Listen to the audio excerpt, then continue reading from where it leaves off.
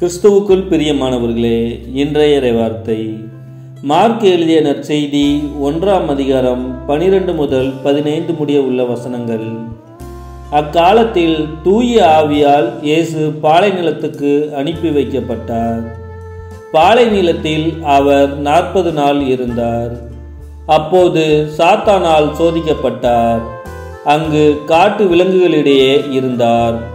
வானதூதர் அவருக்கு பணிவிடை செய்தனர். யோவான் கைது செய்யப்பட்ட பின் கடவுளின் நற்செய்தியை பறைசாற்றிக் கொண்டே இயேசு கலிலேயாவிற்கு வந்தார். காலம் நிறைவேறிவிட்டது, இறையாட்சி நெருங்கி வந்துவிட்டது, மனம் மாறி நற்செய்தியை நம்புங்கள் என்று அவர் கூறினார்.